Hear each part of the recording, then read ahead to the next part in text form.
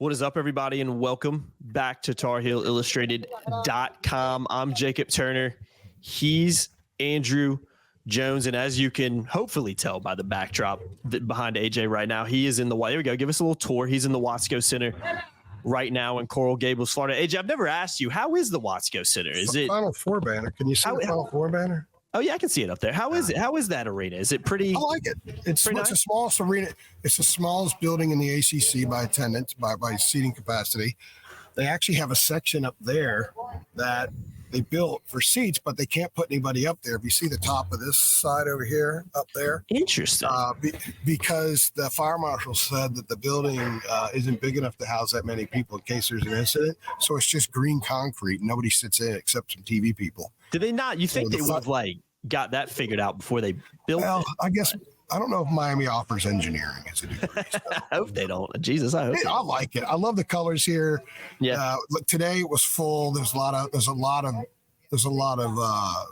spice in here. It's got a little bit of that South Florida Miami flair, which I like. And you're at Miami, and you're not at Boston College. That's for damn sure. Yeah. When you walk out the arena at 1 a.m. Well, just in here, true, because they play a lot of salsa music, and you're going to get your Gloria Estefan, and you're going to get your Two Live Crew and all that kind of stuff. You got to have Two Live Crew in here, especially football. Absolutely. games. Absolutely, man. No, they know what they're doing. They know what they're doing down at the Watsco Center. And an assist, point the passer to Adam Smith to let him know it was Two Live Crew. I'm like, oh yeah, okay, that's right. Yeah. They're big. I wasn't exactly cranking them when I was driving around. Nah, I can't see you bumping them on the way to Chapel Hill for a press conference personally, but you never know, right? But AJ, we're here to talk about Carolina's 75-72 win over Miami on that court that I guess is right in front of you at the moment. Carolina improving to 19-5, 11-2 in ACC play. I'm gonna run through some stats real quick. RJ Davis led the way, 25 points, 7 rebounds, 5 assists. Elliot Cadeau, 19 points, 8 assists. Harrison Ingram, 13 points, 5 boards, and another double-double for Armando Bacot tonight, 10 points, 15 rebounds, just 1 point from the bench for North Carolina, which I'm sure we'll probably hit on a little bit later down the line. But AJ, let's start with Elliot Cadeau. Looked a lot more confident today. Like I said on that stat line that I just read out, 19 points, 50% from the floor, 7 for 14, 2 for 6 from 3. And again, finished with 19 points, 8 assists, even grabbed 3 rebounds as well. I know it was kind of mentioned that, he was told to shoot. You got to shoot more. You got to hit some shots. And I think we were talking about off camera a little bit of, for this team to kind of reach that full potential that they can reach and that we've seen at times this year, they need Elliot Cadeau to produce in some way, shape, or form on the offensive side of the ball. So him pitching in 19 points, second in scoring tonight behind RJ Davis, I think was absolutely massive for the Tar Heels.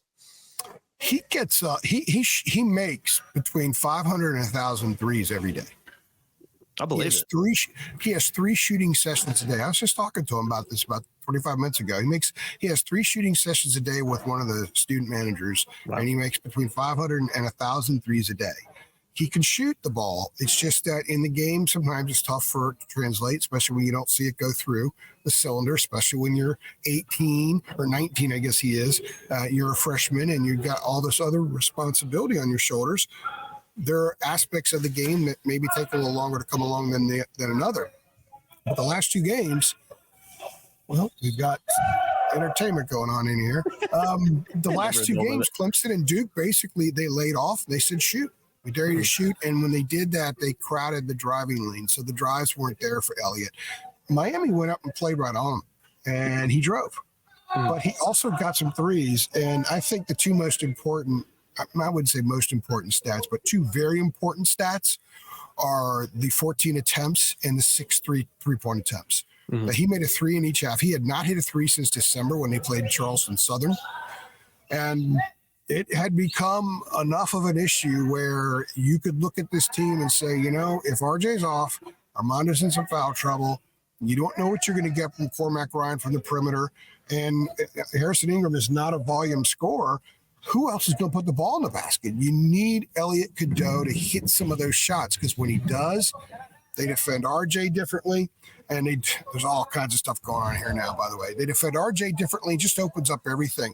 Armando had a lot of seals on O'Meara, and the Tar Heels made some bad entry passes, and then Miami did a good job coming over. But because those seals were open because of Elliot hitting some of those shots and becoming such an offensive weapon and so assertive in the first half that it opened up some other things. And you see what happens when you don't have to get 25 from Armando to win. You can get points from other guys. They do have people that can put the ball in the basket.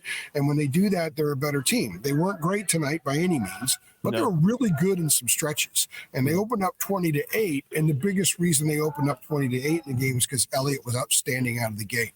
And I think that set them up for an 18-4 run they had later. And just sometimes they got buckets. They got buckets out of the flow because Elliot had that groove going. And he had the confidence.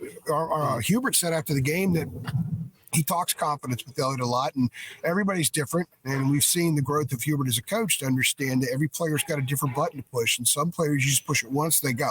They got it. Some players, it takes a little while. Some players, you got to hug. I think Elliot's one of those guys you got to hug a little bit because he beats himself up. You can see the frustration on the court sometimes when he makes a mistake, and it still lingers with him some. He has to learn to fully cut that off like a baseball player in a hitting slump. So I think one of the things that we're seeing is we're seeing Armando, who talked today about talking with Elliot a lot about dealing with some of these things, and that you're not always going to play the beautiful game, and you're going to shoot an air ball, and you're going to commit turnovers that lead to fast break dunks. Don't worry about it. Don't let those plays beat you the next play. And Elliot, when he was asked today if this was his best game, first thing he said immediately was, no, I had 5 turnovers. So you see how he's wired. And I'm telling you, I still think this team can get a lot better. They haven't been great the last couple of weeks other than the Duke game. No. But Elliot being a scoring option, not just with the drive. I ran a piece 2 weeks ago, week and a half ago, and I went back and noted that all of his field goals that he had converted, dating back to, I think, the Tennessee game, were layups except 2 floaters, and he had a 3. It was against Charleston Southern. So he was only converting layups. He had a couple floaters tonight, hit 2 threes, and he hit some free throws too. He's doing a little bit better job at the free throw line. So his game is coming, and we're still a month plus away from the NCAA tournament. So there's still plenty of time, plenty of opportunities for that to become a more consistent thing. And RJ said when I asked him tonight about Elliot making those shots, I said, it's gotta help you. If he could hit 1 or 2 a game, then the teams have to honor the entire perimeter. And he said, absolutely. And not just opens up some areas for them to maybe get one-on-one type 3 looks, because RJ's had a lot of double teams and extra attention, but also the driving lanes from the wing. We haven't seen a lot of drives from the wing from this team for a while, and didn't see a ton tonight, but I think if they know that's woven into who they're going to be moving forward, I think we'll see more drives from the wing. So fantastic performance by Elliot. He'll hit on those 5 assists, and that's a good thing. That's what you want from a kid. That's how competitive he is. But they don't win this game tonight without Elliot Cadeau getting career highs and handing up those 8 assists too. Yeah, he was massive tonight. But you're right. Yeah, more confident Elliot Cadeau, and a guy who's more productive offensively, I think, just takes this team to another level because it gives them another dimension on the scoring end too, which we've talked. We did a drop. I guess we put it out on Friday, kind of talking about RJ Davis and hey, these numbers are trending again where he's taking too many shots and he needs more help. Under 19 attempts tonight, and I think plus 20 Carolina had been pretty poor when he was taking 20 or more shots. So again, that's a big good night. Number.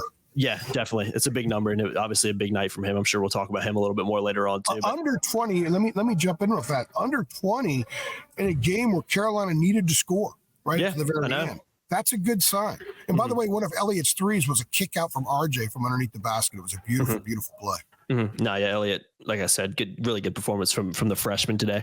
All right, moving it on, AJ. 18-4 run in the second half. Let's start there. I mean, that was obviously massive for North Carolina. Basically took them up by 10 at that point during the run, and that was massive for Carolina to have that. I believe it was about a 7-point lead with just over 3 minutes left in the game. So it gave them a little bit of that cushion. I tweeted it didn't close out great, but I want to talk about the run, and I also want to talk about defense as well, because when you look at especially the first halves that Omier and Pack were having combined, they both finished with 20 points apiece. And I know you've got some more numbers on them, but they were a lot more quieter in the second half, and that was down to Carolina's defensive application on that side of the ball, which they needed to do because we've seen the high end of this team defensively. We know how good of a team Carolina can be on the defensive side of the ball. We haven't seen it as much in some recent weeks, especially in those in Carolina's losses to Clemson and Georgia Tech. But I think in the second half in particular, after giving up 40-plus points to Miami, which was more points than Miami scored against UVA in the previous game.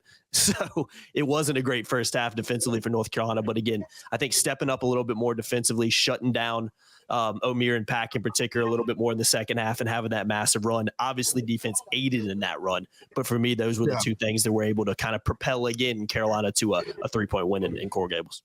It was incredibly important for several reasons. One, Carolina opened up with a 20-8 lead, and then Miami responded with a 29-13 run. Carolina was 3 for 17 from the floor. They were awful. They were ragged offensively. They were attempting threes and weren't even looking inside. They weren't driving during that stretch. And Miami was 8 for 12 and also out-rebounded the Tar Heels by like 7 in that stretch. Yeah. So then Miami, they have a 1-point lead at the half. They hit a 3. I think Poplar hit a 3 to start the second half, and they're up 4. And this place is on fire. And it's like, okay, Carolina, what you going to do here? You guys have created a little mess for yourselves. What you going to do? Well, 18-4 run. Go up 58-48. They did it first with defense, which is what almost 95% of the runs out there begin with defense, and they were able to convert on their end. But they did prevent Miami from getting the kinds of looks it was getting in the first half. They had a ton of shots at the rim. Miami attempted 6 threes, I think, in the first half, 9 threes in the first half. And it's a high volume 3-point shooting team. And the Hurricanes ended up taking 7 up to that 18-4 run. So Carolina cut off the drives. They didn't allow the entries to O'Meara. All those lobs in the first half were gone. Didn't happen in the second half. RJ did a really good job on Nigel Pack. So Pack and O'Meara both combined for 34 in the first half. They combined for 6 in the second half. So they were at 34. They finished with 40. There you go. I think that there are a handful of things we can point to as a difference in the game. That's probably it. So I think what happened, and anybody who's played basketball before will know that sometimes you get a little bit better defensively when you see the ball go through the basket. It just invigorates you more. And defense is a lot about being invigorated. And I think the Tar Heels picked it up. Hubert got on them. He chewed them a little bit at halftime about their defense because it was awful. The last 12 minutes of the half, it was as bad as it's been this year. And you're starting to think, man, I said on one of these 3 things a few weeks ago, defense travels. And we haven't seen that as much from this club here lately, but they did bow up in the second half, did a nice job. Armando did a really good job on O'Meara in the second half. He fouled out and he kind of shrugged. He's like, I didn't want to foul out. And he got all 5 in the second half, but he was physical. And his presence was in the paint. And in the first half, O'Meara looked like the all-ACC first-time guy, and he still might be that. In the second half, he didn't look like he was even on the floor half the time. Armando was clearly the first-team all-ACC guy. So they did a good – and it was the veterans. It was RJ and Armando for the most part. And what's interesting, too, is Carolina didn't switch nearly as much today as they had been the last couple of games, yet they did switch late in the game when Pack had that open 3. And Armando's length forced him to take that shot from about 24 feet, which he can hit, but a lot of arc. And Pack ended up missing the shot. I think that would have tied it. And he missed the shot, and that was pretty much it. So Armando and RJ defensively in the second half, the team defensively in the second half, that 18-4 run was huge, and I think that fueled them defensively because I think one of those was a block. Armando blocked a shot of O'Meara's right at the rim. It was on an inbound. It was pretty you don't see an inbound directly into the basket where it's almost a handoff. It wasn't a handoff, but it's almost a handoff. And O'Meara is so strong that he's able to kind of burrow back into Armando and give himself room to go up. And Armando said, nah, it's not going to happen. So I really think that was huge. And 2 other reasons, probably the biggest reason why they won the game was what they did to O'Meara and Pack in the second half. Real quickly before we move on to kind of what this means, did you think Carolina took too many threes today? I know Miami is not a very good 2-point per, like field goal efficiency team on the defensive side. I think they're one of the worst in the country. 19 of their first 30 shots from the field were threes. Yeah, they were settling. They hit some early, and sometimes you hit a couple early ones. You're like, cool. They're going to fall all night, and they never do. So I thought they took way too many threes. And what happened is they went away from Armando. He had 3 shot attempts in the first half. Now, part of it was because Omier was doing a really good job fronting him, and Carolina and Miami forced some tough lobs.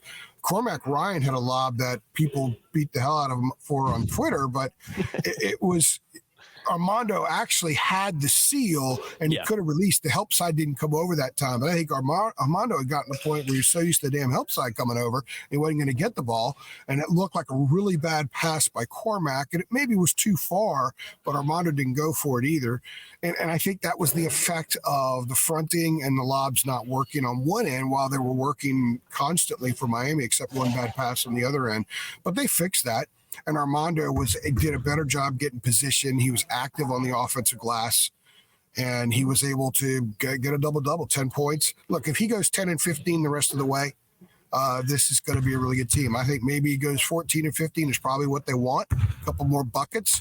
They got to get an entry in there and let him do a spin move and lay it off the glass. He missed a couple bunnies today, but Omier is going to be a first-team All-ACC guy. I don't think there's any doubt about it. And Armando ended up having a good game against him. Omier scored more points, but Armando asserted himself the way North Carolina needed him to in the second half. So that was a big reason why the Tar Heels got this win. Yeah, no, there's no doubt about that. Last thing, AJ, we'll talk about what this means. Obviously, a much-needed win for Carolina. Lost 2 of their last 3 before this one. Obviously, the win over Duke was a really good performance. I think one of the best, if not the best, that Carolina's played this year. But they needed this win. Going back on the road, losing to Georgia Tech on the road in the previous road ACC game, they needed to go down to Miami and win, because if you're losing 3 out of the last 4, you're going into the last month of ACC play. Things are getting a lot tighter in the league. If you lose this game, then, you just never know what can happen. So I think this is a really, really important victory for the Tar Heels. But quick turnaround again. I mean, we saw Carolina. I know it was a completely different situation, really, with coming off the Duke game on a Saturday and then playing a good Clemson team at home the following Tuesday. But again, trip down to Miami on Saturday, followed up by a trip up to Syracuse for a night game on Tuesday evening. So again, we said it doesn't get much easier for North Carolina, but I think when you're focusing on this win alone, I think it's a really positive one. Now it's up to see if Carolina can kind of get on a roll again. Can they win a few more in a row in this last, final month or so of ACC play? But an important victory nonetheless for North Carolina. Well, because they were squirting this thing away. Yeah. They gave Miami an opportunity on a silver play. Nigel Packett's that shot, this thing might have turned out different. Oh, I know. In Carolina, for the many times this season where I've written and talked about how often Carolina's able to just close teams out, they didn't do it tonight. They had Miami on the ropes at 62-15, didn't close them out, and they had some really poor possessions.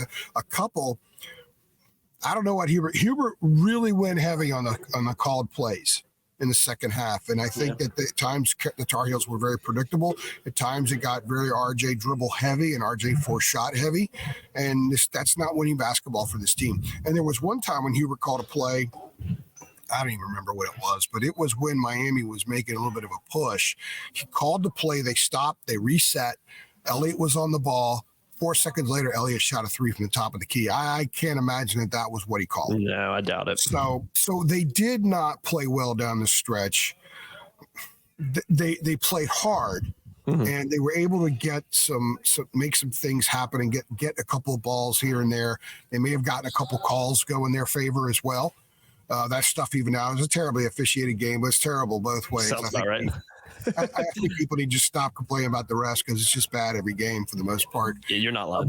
But I think Carolina benefited from a couple late calls. That in the lane, that in the lane call and that free throw very, very late, like 4 seconds left. None of us heard the whistle until the ball went out of bounds. We didn't hear the whistle about in the lane. So that was interesting. I didn't get to see a replay. They did not show it in here. They showed some replays in here, but not everything, and we didn't have monitors with us on press row, so I still haven't seen if one of Miami players was in the lane or not. But it looked like the right call. It looked like the right call. Okay, Carolina just didn't play great in salting this thing away. Armando fouled out. There were some turnovers. They missed free throws. There was one sequence where they did not get a long rebound. Didn't look, just kind of fell on the floor. Miami player picked it up. It may have been Bentley Joseph, and then he went right by the two Tar Heels for an easy layup. I mean, it's like the kind of thing that you see on Sunday afternoon at the local middle school when a bunch of balding fat guys play each other, you know? Seriously, that was bad. You're right. I'm laughing because it's true. But they still got the win, and they did have to muscle up at the end, and they got themselves a W. And in the end, you just got to win, and you fix things. And I thought that they came out, played well. There was no issue about readiness like there was the other night. They didn't have Seth Trimble. I think Seth would have been big in a game like this because it was his kind of game. Jalen Withers and Jalen Washington played combined 11 minutes. This wasn't the kind of game for them because Miami's quick and they're shorter. The bench scored 1 point, and that was Zayden High free throw.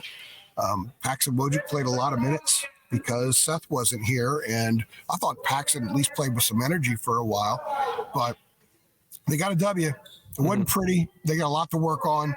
There's a lot of room for improvement with this team, but to get a win when they D'd up, especially your veterans, D'd up in the second half, used a couple of runs, and Elliot Cadeau had the kind of game he had, and RJ did that shoulder thing. Come on, hop on, guys.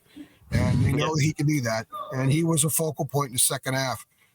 They were really going after him in the second half, and he was still able to get to the line, able to get some shots off and get some buckets, and sometimes he's just so money. It's amazing. So the advantage point we had today, there were a couple of shots that he got the ball, the defender's closing out on him, and he gets rid of it so quickly and swish. He's a beautiful, beautiful basketball player.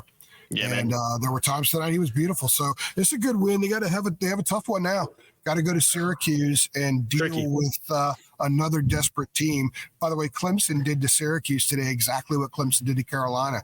It was 70-70 in Chapel Hill with under 4 minutes left. Clemson 7-0 run today. It was 60-60, same time left. 7-0 run by Clemson. Yeah. Tigers feel like they're figuring something out a little bit. They're finding themselves again. They are going to be one of the teams to beat moving forward. Yeah, completely agree. And last thing I'll say, AJ, Carolina, I don't know if you saw this stat, you probably did, but Carolina kind of winning against the odds today too, because coming into this game, Carolina was 0-4 in games decided by 6 points or fewer, which I had not even realized, because you think about this team of being that kind of grinded out team. But when you go look back at the results, when they were grinding these tight games out, they ended up winning by double digits somehow about every time. But thought that was an interesting stat, because when the game was tight, I think a lot of Carolina fans, that stat kept circulating on the broadcast and on Twitter. We're getting a little nervous of well, this is, when you look at that stat, this tight game doesn't bode well for us. So 1-5, I guess 1-4 now. It looked like they were trying to go 0-5 in that, but they didn't. So. I tweeted it, man. I was like, this team is just trying to give this game away. It wasn't pretty, but it wasn't great. But you could learn from that. A veteran team can learn from that. People think, their veterans are not supposed to make those mistakes. Well, it happens. I mean, it's ACC play, man. I mean, we see this. This is what happens in the league. On the road. These are the dog days. I'm the middle of January to the middle of February, dog days. It's tough to go on the road. You see teams struggling. Duke apparently didn't look great today at home. Didn't look great the other night. That happens. Kansas has lost some games to teams that won't be in the tournament. So they lost at least 3 games in the last 3 weeks to teams that won't be in the tournament. Kansas State might make the tournament, but I doubt it. It happens. Yeah. It happens, and they got to win. So this is the kind of game you win in the second round when you played well, when you played poorly enough to lose and didn't play well enough of the 40 minutes, but you still win in advance. So this was pardon me for using the cliche, there was an element of survive and advance in this win. Yeah, it kind of did feel like that. And again, that's all that matters. Like I said, like you said, in the dog days of ACC play, just keep winning games, man. Just find ways to win. And if you can do that, you'll find yourself with a regular season championship before it too long. But again, a lot of basketball left. We'll see how Carolina plays on Tuesday night in Syracuse. And when are you flying up, AJ?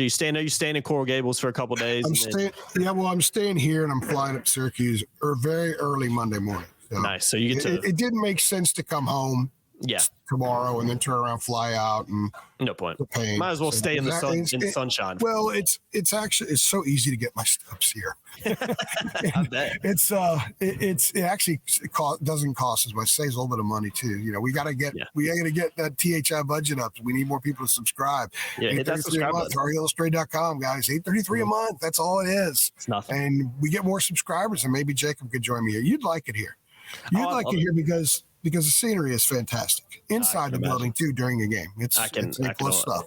I can only imagine, man. That's exactly what you expect down on the Florida coast down there. So it was a source of topic of conversation on Press Row. I'm sure it was. If there's any school in the in the league that you would probably expect that from. It did probably beautiful arena, fantastic. I love the color scheme. Yeah, it's an unbelievable arena, and we'll leave it at that, guys. I've been Jacob Turner.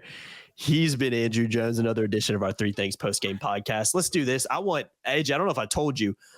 Duke game. I don't know if you remember. I said I wanted 250 likes on the Three Things after the Duke game. I think I woke up the next morning and we already had like 350. So I'm going to challenge the people today. I want more than 350 likes on this because we did it in the Duke game like it was nothing. So I think we can do it again for this Miami one. I know it's not as exciting as the Duke game, but again, same result. Carolina finding a way to win in this one. So I want 350 likes or more on this video. Go ahead and hit that like button below. Make sure you share. Make sure you subscribe. Hit that notification bell too. We'll see y'all next time. Thanks. Thanks.